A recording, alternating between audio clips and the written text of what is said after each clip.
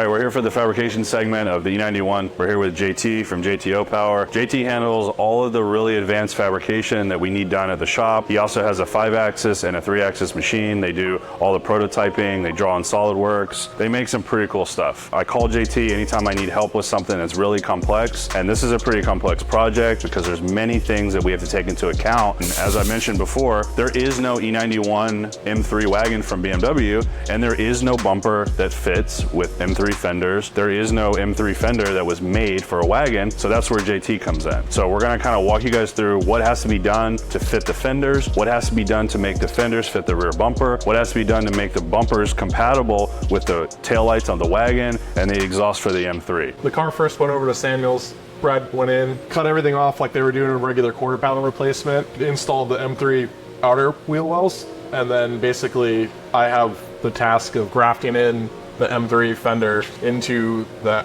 E91 body, and then becomes the task of dealing with all the inner bumper structure and then merging and cutting apart the bumpers to meet the tail lights and the hatch, which are not on the E90, still have the whole bottom half and the flares for the exhaust and the fenders. Trying to accomplish it without a whole bunch of filler and retain all the factory body lines and have it actually last and not be just kind of a zip tied, glued together solution. This side is a little bit more along the process of what JT is doing with the car. He's gonna kind of walk us through where he is now, like what went on to get to this point and what's left over here. Started with taking the OE quarter panel and starting to cut so it'll fit and trim up to get a nice butt weld, where basically what can happen is if you put too much heat in, it'll start to warp and leads to a lot of body work. So once this other quarter gets prepped like that main body is, we can come through, we'll primer weld the backside so we don't have to deal with any rust in the future, and then come through and just TIG weld, which will control a lot of the heat to not let it warp, and then it'll get passed off back to Samuel's, and Brad will go through and do final body work and little filler, as little as possible.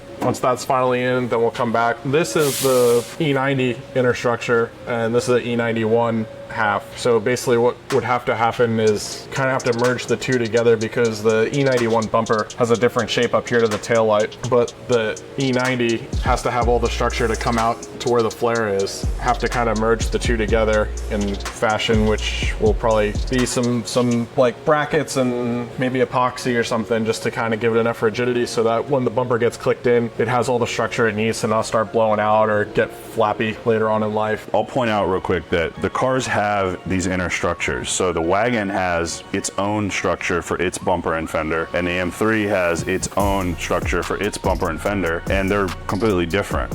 For the E91, you have basically here is where the taillight all meets in, which is separate or different from the E90. So you'd have to have probably about midway through to the front, and then this whole lower side to reach to match what the hatch is.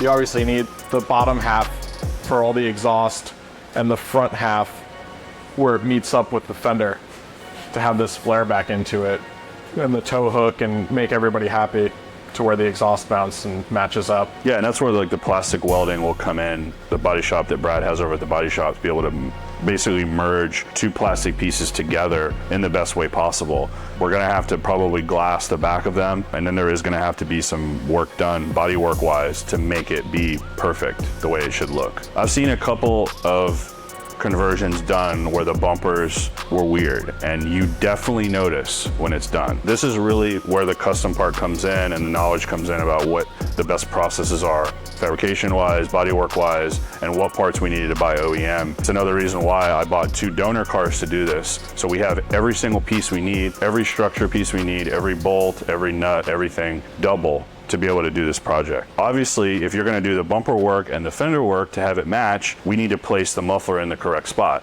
It's actually not getting OEM muffler, it's getting an Akrapovic, but the Akrapovic fits in the exact specs where OEM is, so we need to make OEM work perfectly so that the Akrapovic will fit perfect.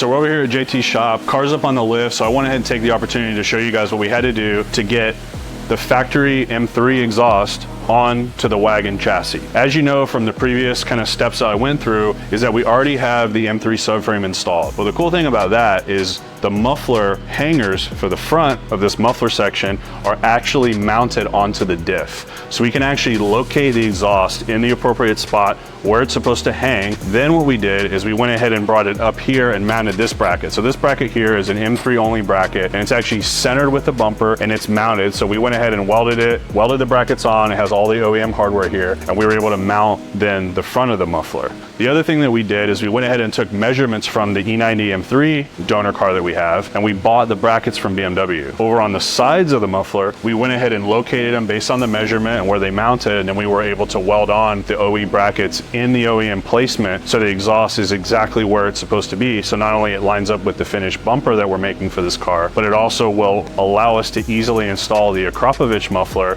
and everything else that we're doing with the car just as OEM placement, just as BMW would have done it. We'll put the car down now, and let me go ahead and highlight what we had to do to get the fender structures in, and then I'll talk about the bumper structure as well. So the first thing is that JT and Brad went ahead and cut away the section from the stock car. Then I provided brand new E90 M3 rear fenders for him that he then cut to shape and then he placed in this section, because we needed to retain this window that's only on the wagon, but everything in this section, this wide body all the way down to here to this bottom, is all needs to be M3 because it's the wide body M3 chassis.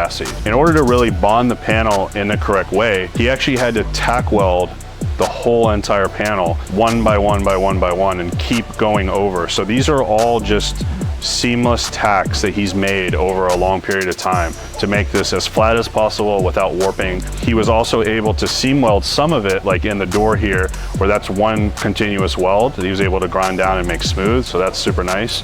We also had to spot weld here in the seam where the new panel meets the body. This is how BMW would have joined these panels. It's all spot welded. You can see it kind of on the OE chassis all up here that's been painted over. So we just went ahead and continued the trend all the way down because that's the way it would have been done at the factory. We also are spot welding the inner fender here with the outer fender structure here. It's the way we think it should be done. It'll be the strongest we can do because most likely we're gonna have to roll the inner fender in order to run the wheels and run the tires that we want to run on this project. So we're trying to think ahead in how this is manufactured so we don't have issues at that point in time of the build. All the details are important on this car so that it functions just as it would from the factory.